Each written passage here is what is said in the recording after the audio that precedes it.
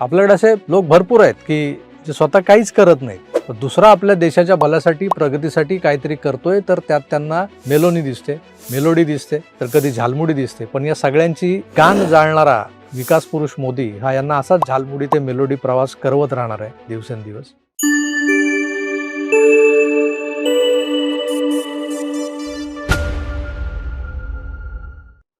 नरेंद्र दामोदरदास मोदी या नावाचं जे रसायन आहे ना, ते भारतातल्या लिब्रांडूंना सहज पचण्यासारखं नाहीये. पण ते समजून घेणं देखील या सुमार बुद्धीच्या बालिश विरोधकांना जमणार नाहीये.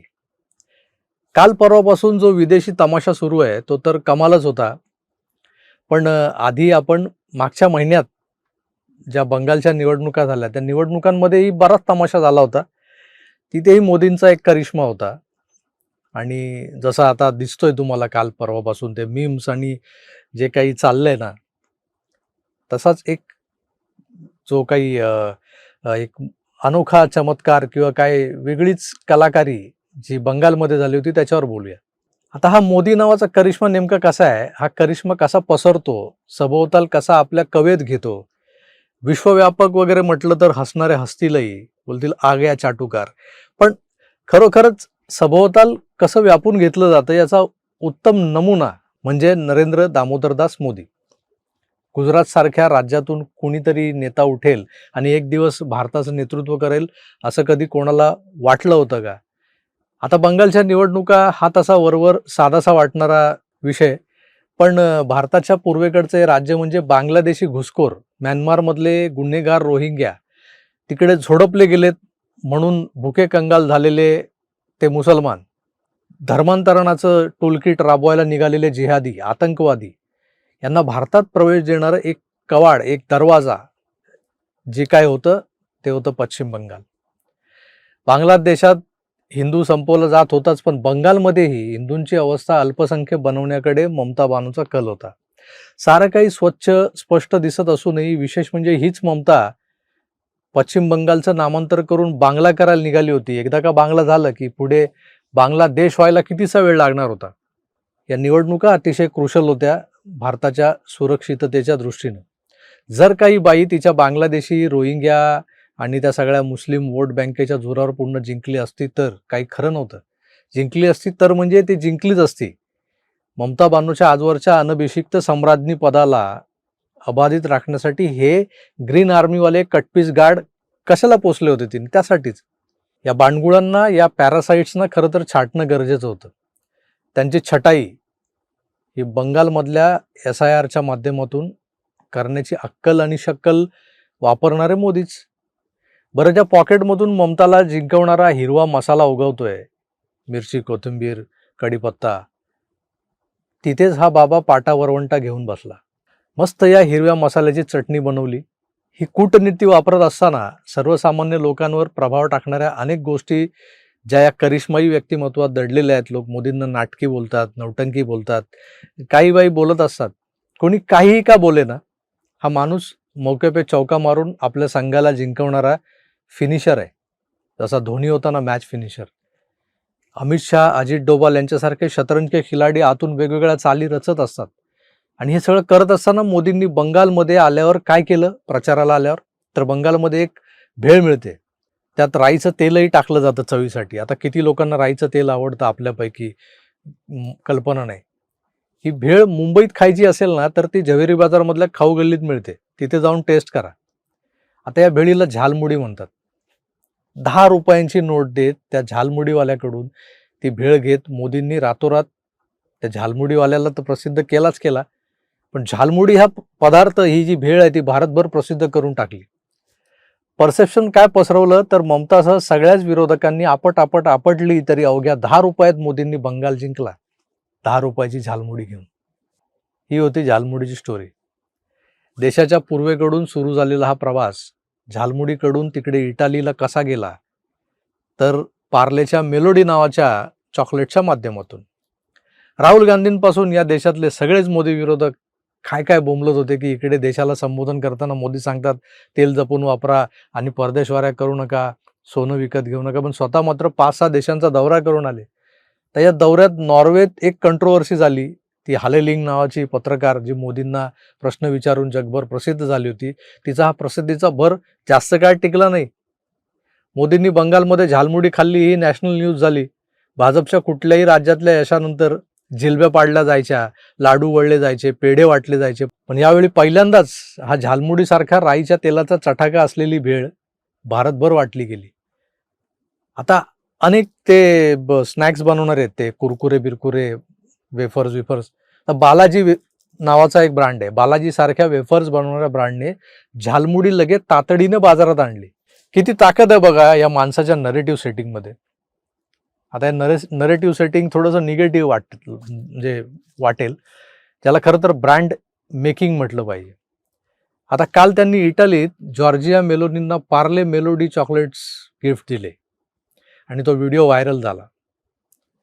तर मेलोडी नावाचं चॉकलेट बाजारातून आउट ऑफ स्टॉक झालं काही तासातच. पार्ले इंडस्ट्रीचे शेअर्स रातोरात वधारले. मित्रांनो, या मेलोडीचं पाकिट फक्त 100 रुपयांचं, पण ब्रँडिंग झालं करोडोंचं. पण इकडे दिमागचे पैदल जे लोक आहेत ना, ते काय काय फालतू कमेंट्स करतायत. प्री वेडिंग शूट चाललंय, आता लग्नच करून टाका, हात मिळवला मिठी कधी मारणार. अरे काय तुम्हाला कसली काळजी पडली राव. अरे एका राष्ट्राच्या 75 वर्षांच्या पंतप्रधानांचं दुसऱ्या एका मोठ्या राष्ट्राच्या प्रमुखाशी दोस्तीचं मैत्रीचं नातं असू शकत नाही का? आणि असलं तर ते बिघडलं कुठे? मोदींना नाही आहे घरबार, पण त्या मेलोनीचं तर कुटुंब आहे, तिचं घर आहे, नवरा आहे, मुलं आहेत. त्याचा पण विचार करत नाही. नशीब ते तिकडचे पाश्चात्य लोक तसे ओपन माइंडेड आहेत. आता लोक खरंच दिमागचे पैदल म्हणजे अगदी रांगत चालणारेच आहेत आपल्याकडे. त्यांना पैदल म्हणता येणार नाही. कसं आहे ना, मेलोडी इतनी चॉकलेटी कैसे या प्रश्नाचं उत्तर साधं सोपंच आहे. मेलोडी खाओ खुद जान जाओ. काय आहे ना, तुमची राजकीय विचारसरणी कोणती असो, पण देशाच्या पंतप्रधानांचा नुकताच झालेला 5 देशांचा दौरा भारताच्या ऊर्जा आणि व्यापारी भविष्यासाठी गेम चेंजर ठरणार आहे. हे लक्षात घ्या आधी. मीडियात फक्त मेलोडी आणि त्या मीम्स आणि फोटोंची चर्चा झाली. लोकांना वाटतं की हे पिकनिक बनवायला गेलेत. पण या दौऱ्यात तब्बल 3 लाख कोटी रुपयांच्या गुंतवणुकीचा पाया रचला गेला. हे कुणाला लक्षात येतंय का?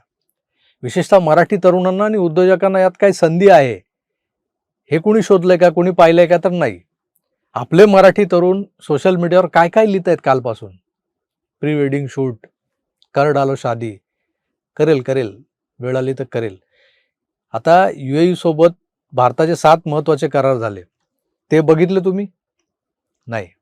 2025-2026 पर्यंतच्या द्विपक्षीय व्यापार जो आहे यांचा, जो ट्रेड आहे, या बायलेटरल ट्रेड ज्याला म्हणतो आपण, $100 अब्ज वरून 2032 पर्यंत $200 अब्ज म्हणजे सुमारे 16.6 लाख इतके कोटी रुपये. म्हणजे आपल्याला ते लिहायला सांगितलं तरी लिहिता येणार नाहीत मला, किती शून्य लिहायचे माहीत नाहीत.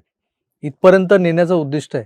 यात सर्वात महत्त्वाचा भाग काय आहे माहिती आहे का? भारताचं स्ट्रॅटेजिक पेट्रोलियम रिझर्व्ह म्हणजे सामरिक तेल साठा मजबूत करणं.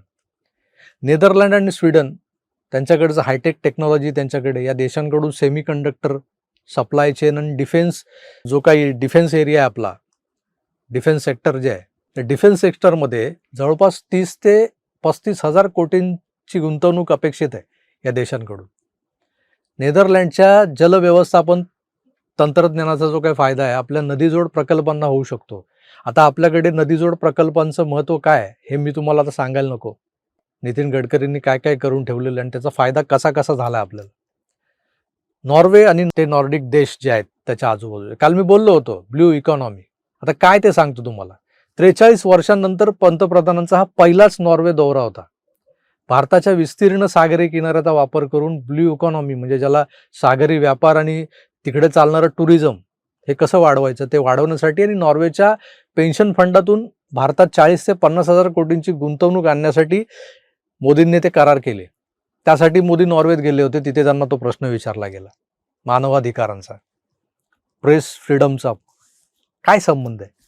अरे आम्ही आमच्या देशाच्या भल्यासाठी चाललोय, तिथे आम्ही आमचे करार केले, ते तुमच्या समोर मांडले, तुम्ही कुठून पाकिटमार झाले मध्ये येऊन काही विचारताय.